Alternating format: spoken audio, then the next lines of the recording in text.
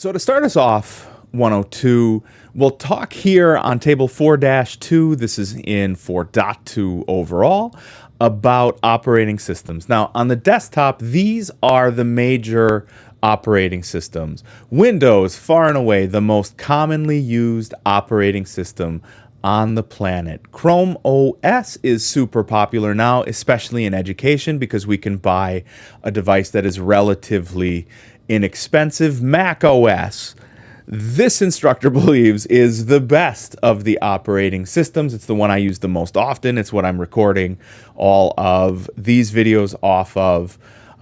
It's my preference, but it's just my preference. It doesn't mean I'm right. I am right, but it's just my preference. The other ones mentioned here are Unix and Linux. There are desktop environments for Unix and Linux that you can actually try out. And I will point you right now to one of the ways you can do that just online without having to install anything on your computer. So this is what is known as, Ubuntu Online. Ubuntu is far and away one of the most user-friendly and easy to use Linux distributions that exists.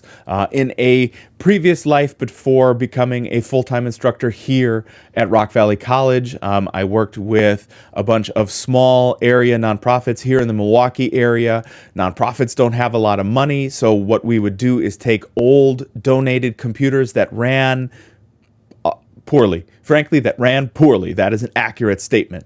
And what we would do is install Ubuntu on there, and I would make it look like Mac OS, and the kids that we would deploy these to thought that they had a brand new Mac computer. It was a wonderful way to extend the life of an old computer and get it to work in, and feel like it was modern. I do have the link for you down below here.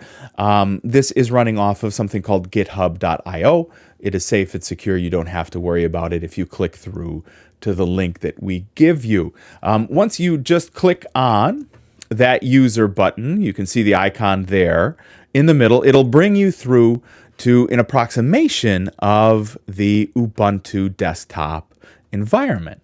And I know that's a little small, it's not my preference, but it's the only way we can get everything to fit in there. How's that?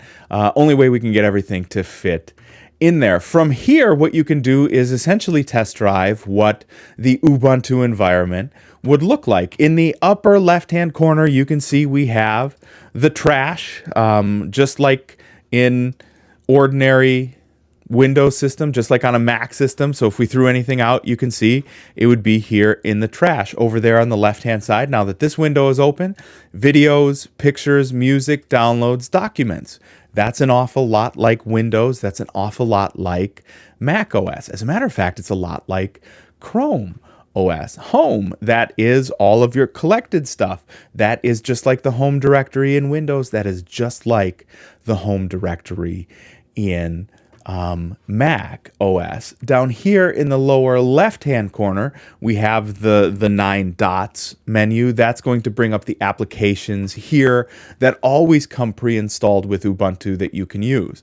The Safari-looking icon, for those of you who come from either a Mac OS computer or from an iOS device, that is the internet browser to use here. Maps, you guessed it, there's maps to use here. Settings, you can kind of click through and see what the settings would look like on an Ubuntu machine. Is it every bit as user-friendly as a Chromebook is? Yes. Can you install this on any of the machines that you have in your house that are a little bit old, that maybe you want to extend some functionality to? Absolutely. There are alternative operating systems. They are available. They're free to use in some cases. Ubuntu here is free to use. It is simple to install, and it can extend the life of old machines. So if you're curious, it is just a click away at ubuntu.org.